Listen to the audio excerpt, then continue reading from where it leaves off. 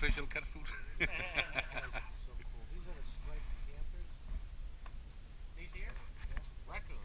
Raccoons. Okay. Yeah. Oh, that's so cool. They are. Going all over the place out here.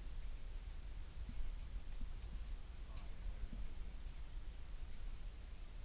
Yeah, they're real cute and cuddly looking, but boy do they bite. Yeah. I bet they get some. Yeah.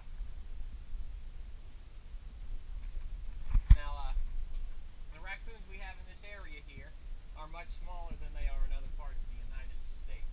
And that's for a couple of reasons. One is that where we are right now, this area is what's known as the mangrove swamp ecosystem within the Florida Everglades. And in the mangrove swamp ecosystem, there's absolutely no natural dry ground at high tide anywhere. When the tide water comes up, no dry ground out here anywhere. Because in this area here, much of the water is flowing south out of the freshwater portions of the Florida Everglades. And through this, the mangrove swamp ecosystem, just be very careful, they will bite you. They bit me before. They're fast, they won't be. But the water flows through this area, the mangrove swamp ecosystem, and out into the Gulf of Mexico. But where we are right now, we are close enough to the Gulf of Mexico that we're affected tidally. That tide water comes in and out of here. We get an average 4 feet tide change in this area.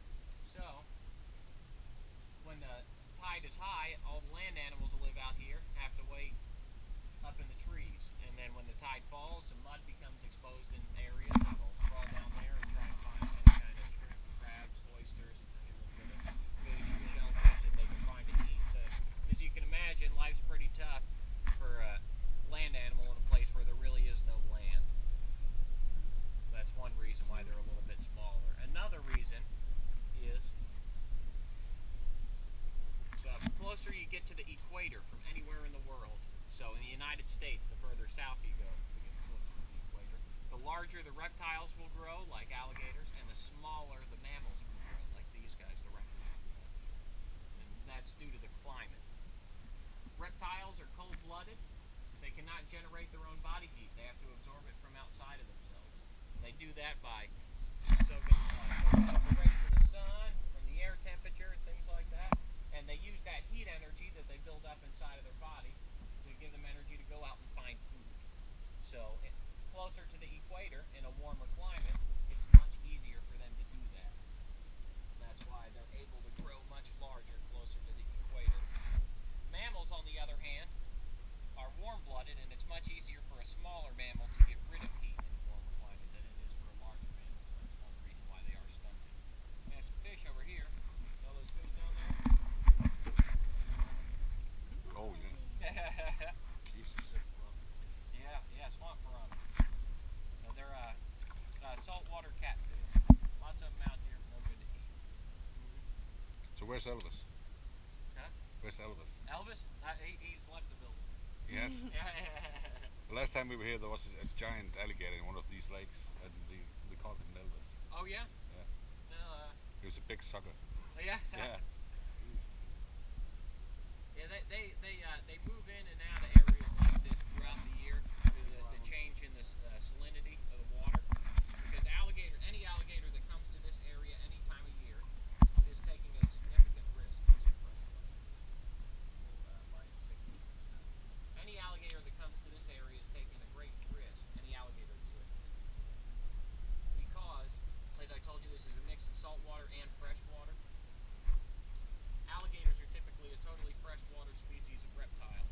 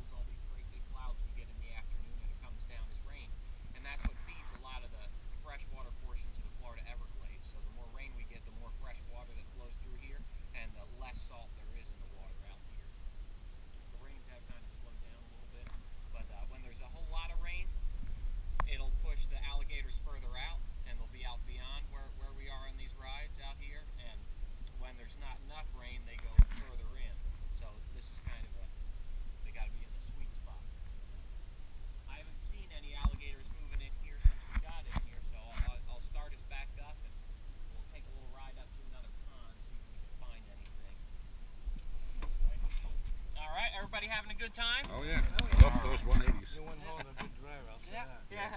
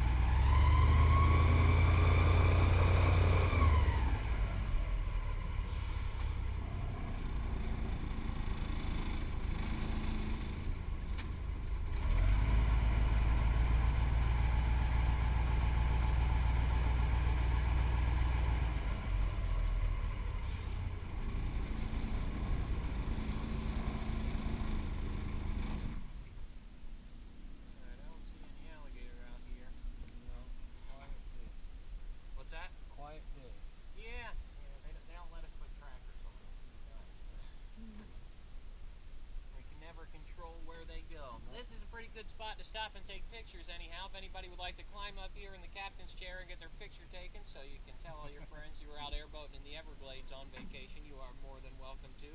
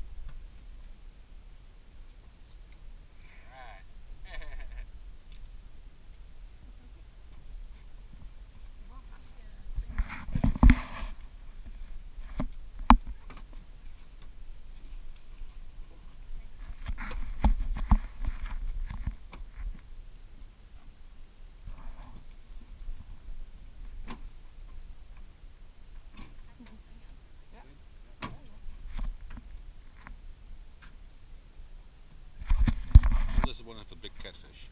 Yep. Yeah, hard hit kick.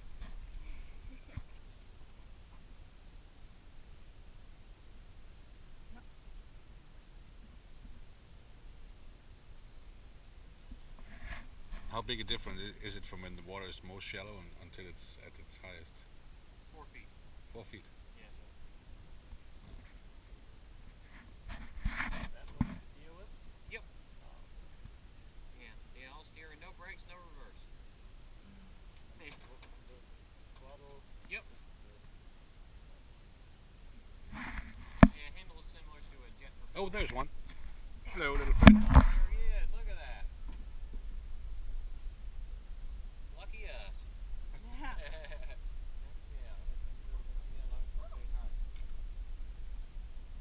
He was waiting for us. Won't he eat the catfish? He eat the catfish? They mostly hunt at nighttime.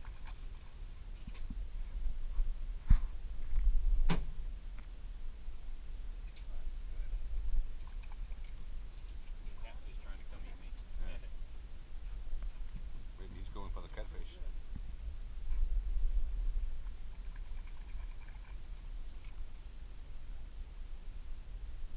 Cool. He's about 6 feet long or so, 6 to 7 feet long.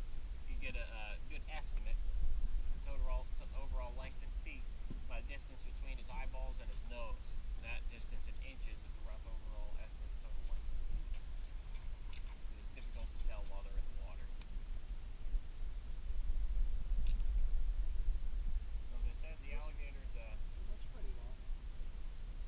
yep. The alligators taking a risk coming out here.